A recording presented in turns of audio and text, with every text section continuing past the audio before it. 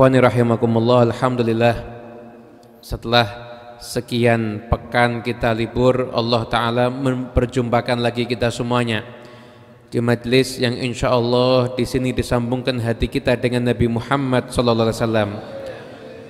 Majlis yang insya Allah akan mengobati rohaniyah kita yang sehari-hari disibukkan dengan hiruk pikuk urusan dunia dan kabar-kabar berbagai macam urusan-urusan selain urusan Allah dan Rasulnya.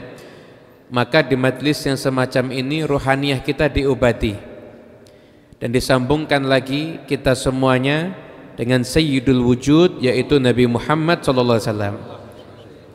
Ikhwani rahimakumullah, di dalam majlis yang semacam ini Allah Subhanahu wa Ta'ala seakan-akan membersihkan hati kita semuanya, sehingga kita apabila hadir, kemudian kita duduk khusyuk dan kita mendengarkan apa yang disampaikan, kemudian kita ikut bersolat pada Nabi Muhammad SAW, maka mustahil nggak ada perubahan dalam hati kita. Pasti ada perubahan dalam hati kita semuanya.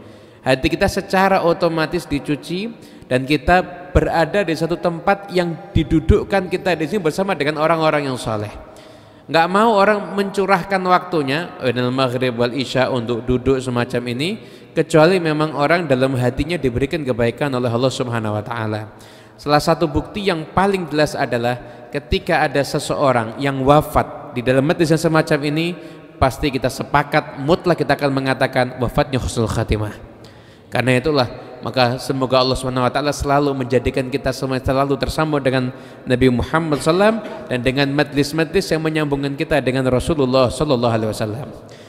Ikhwani rahimakumullah, Nabi Sallallahu Alaihi Wasallam memang berpisah jasadnya dari kita, namun rohaniyah beliau tidak pernah berpisah daripada umatnya.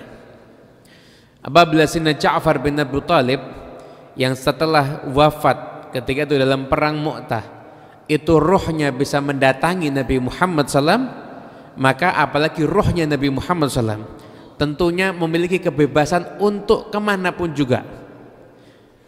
Kita ini nggak berpisah dari Nabi kecuali hanya jasad kita. Rohnya Nabi selalu dekat dengan umatnya insya Allah. Dan Nabi SAW telah menyampaikan bahwasanya beliau meninggalkan kita semua umatnya ala mahajjatil baydha.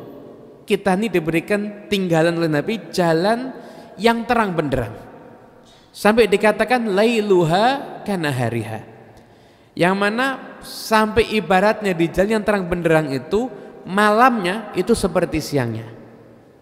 Maka ilmu-ilmu warisan Nabi Muhammad SAW sepeninggal Nabi dibawa oleh para sahabat dan diteruskan lagi oleh para tabi'in, teruskan lagi oleh para tabi'in. Ini mereka para sahabat Nabi, kemudian para tabi'in, para tabi'in ini adalah sosok-sosok yang akan menyambungkan kita dengan Nabi Muhammad, dan orang yang apabila kita ikuti jalannya berarti kita telah berada pada jalan yang lurus. Dalam satu hari kita berdoa minimal 17 kali, dan ini adalah doa pertama di Al-Quran. Kita baca Al-Quran, kita baca Bismillahirrahmanirrahim, dan isinya ats-tsana, pujian-pujian kepada Allah Ta'ala, sampai pada bagian ihdinas siratal mustaqim. Ya Allah, berilah kepada kami petunjuk untuk kami mengikuti jalan yang lurus. Jalan yang lurus ini jalannya siapa? Disebutkan dalam ayat yang setelahnya, siratal ladzina an'amta 'alaihim. Jalannya orang-orang yang telah engkau beri nikmat.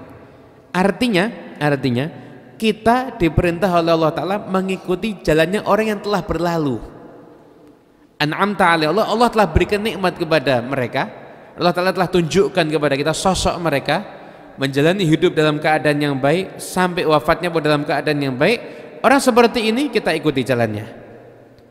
Imam Abul Aliyah ketika mentafsirkan suratal ladzina an'amta alaihim, siapa yang dimaksud dengan orang yang harus kita ikuti jalannya? Maka Imam Abul Aliyah mengatakan itu adalah jalannya para sahabat Nabi SAW dan jalannya keluarga-keluarga Nabi Muhammad SAW, jalannya para ulama, orang-orang yang saleh, itu yang akan kita ikuti jalannya. Mereka orang-orang saleh Di zamannya mereka ibarat matahari yang menjadikan warisan Nabi SAW kepada umat itu terus bagikan Mahajjatul Baydha tersebut. Jadi terus mereka jadi mataharinya. Maka ketika matahari ini padam sinarnya, muncul matahari berikutnya, muncul matahari berikutnya terus. Dan sampailah kita semuanya pada sosok matahari yang malam hari ini kita kenang hari dan kita wafatnya dan kita doakan bersama, yaitu Habib Muhammad Anis bin Alawi bin Ali Al-Habsyi. Beliau selama hidupnya adalah betul-betul menjadi sosok penerang untuk umat ini, menjadi rujukan untuk umat, menjadi orang yang menyampaikan umat ke jalan yang diridhai oleh Allah Ta'ala dan jalan yang diridhai oleh Rasulullah SAW. Sosok Habib Anis ini tentu apabila mau kita gambarkan secara detail waktu nggak akan cukup. Namun setidaknya masing-masing di antara kita yang pernah berjumpa dengan Habib Anis tentunya punya kenangan-kenangan indah dengan beliau.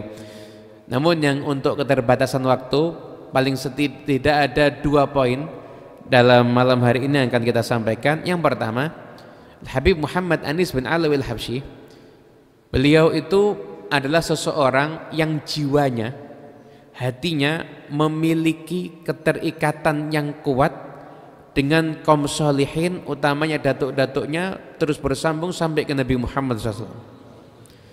Sedikit pun tapak kaki beliau tidak bergeser daripada apa yang telah dijalankan oleh ayahnya. Ayahnya mengikuti ayahnya lagi. Siapa ayahnya lagi? Habib Ali bin Muhammad Al-Habsyi, mu'allif kitab Simtud Duror. Terus lagi mengikuti jalannya ayahnya lagi, Habib Muhammad bin Husain Al-Habsyi, Muftil Haramain Asy-Syarifain zamannya. Terus ayah ke ayah sampai kepada matahari yang tertinggi yaitu Rasulullah SAW. Terus bersambung, nggak bergeser sedikit pun. Jiwa beliau adalah jiwa yang mengikuti jalan daripada salaf-salafnya. Majlis ini dikelola oleh Habib Anis, ya dari dulu ya seperti ini, dari zaman Habib Alwi ya seperti ini. Anda kalau menghadiri Rauhah dan hari itu yang namanya gelas untuk teh yang nggak pernah berubah ya segitu, nggak ada gelasnya dibuat jumbo, nggak ada ya, jadi segitu terus lagi ya, itu dalam kita meneladani orang terdahulu, di situ ada keindahan dan cita rasa yang tersendiri, ada dzauqiyah yang tersendiri ya, seperti itu sedikit pun nggak bergeser. Kalau yang urusan sepele aja nggak bergeser, apalagi urusan-urusan yang sifatnya akidah dan keyakinan, yang sifatnya dzauq dan cita rasa, sama sekali nggak bergeser. Namun di balik jiwa yang betul-betul berpegang teguh dengan thariqah salafun saleh, Habib Anis adalah orang yang punya cara pandang yang sangat jauh, orang yang sangat visioner. Ketika orang belum ada yang bicara TV dakwah, Habib Anis sudah bicara TV dakwah. Dan Habib Anis sudah memulainya dan merintisnya dengan skala yang saat itu sudah beliau jalankan ketika itu. Orang yang punya pola pandang yang tajam, pola pandang yang jauh ke depan, orang visioner, namun jiwanya tidak berpaling daripada jalannya salafun saleh. Oleh karena itu, ini seakan nasihat untuk kita semuanya. Silahkan, kamu mau belajar kemanapun juga, kamu mau pergi kemanapun juga, kamu mau mengikuti cara pandang siapapun juga, cara pandang yang jauh, kamu mau berpikiran modern, silahkan. Tapi jangan sampai keluar dari jalannya salaf. Kenapa? Karena dengan tetap berada di jalannya salaf, insya Allah kamu akan berada dalam jalan keselamatan. Salafun saleh itu meninggalkan jalan hidup yang sudah diikuti dari generasi ke generasi, bukan sekedar diwariskan, namun jalan hidup tersebut sudah didoakan sama mereka.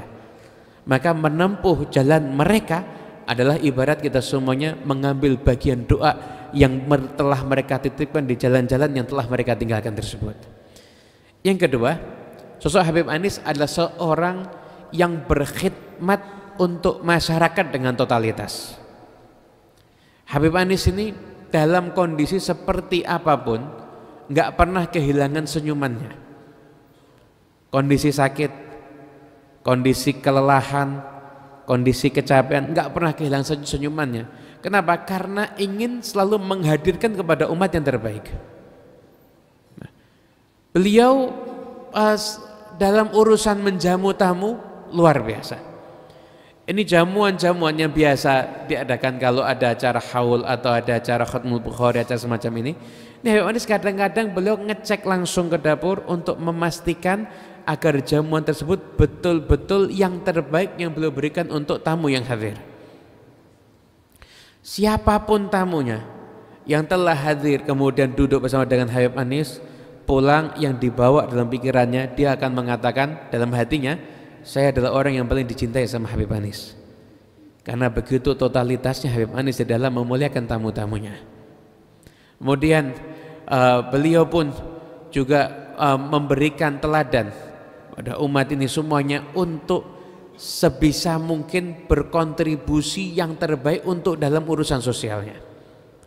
Beliau pernah suatu ketika terjadi musibah, pabrik beliau terbakar. Setelah pabrik beliau terbakar, tuh semua orang yang ikut membantu memadamkan api itu semuanya Habib Anis dijamu dengan jamuan makanan ketika itu. Sehingga banyak yang keheranan dan bingung, ini orang kena musibah tapi justru malah menjamu orang lain. Ada bagian daripada totalitas dakwahnya Habib Muhammad Anis bin Alwi al-Habsyi. Bahkan ketika beliau saat itu menyaksikan kondisi di mana orang-orang ketika itu belajar agama pergi ke berbagai macam penjuru dunia yang lain, namun saat itu belum ada gerakan belajar agama pergi ke wilayah Hadramaut yang mana itu merupakan negeri asalnya para wali songo yang telah menyebarkan dakwah di Nusantara. Maka Habib Anis ketika duduk di zawiyah menghatamkan kitab Tahjul A'ras, selesai beliau hatamkan, beliau mengatakan yang kita baca sejarahnya, biografinya, nasihat-nasihatnya insyaallah akan kita ziarahi. Beliau berangkat, kemudian beliau datang ke Hadramaut dan beliau meminta untuk dikirimkan satu pemuda yang ahli berdakwah. Dan dari semua pilihan yang ada, maka pilihan Habib Anis jatuh pada sosok seorang menjadi ulama besar, yaitu Habib Umar bin Muhammad bin Salim bin Hafid. Dibawalah ketika itu ke Indonesia menghadiri acara haul, disiapkan segala sesuatunya oleh Habib Anis sampai keliling ke beberapa tempat, beberapa pondok pesantren hingga pulang ke Hadramaut membawa murid-murid dari Indonesia di saat itu. Dan tahun 1998, 4 tahun kemudian, Habib Umar kembali datang menghadiri haul ada di Masjid Riyadh ini dan membawa murid-murid yang telah beliau didik selama 4 tahun.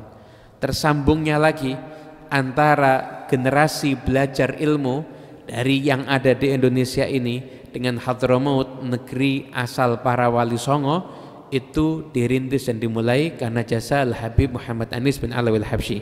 Karena beliau ingin berkontribusi yang sebanyak-banyaknya untuk umat ini, hingga beliau lakukan itu semua. Dan athar barokah daripada keikhlasan beliau, kita bisa menyaksikan majelis yang beliau makmurkan sekarang tetap makmur, bahkan alhamdulillah semakin makmur, yang hadir semakin banyak.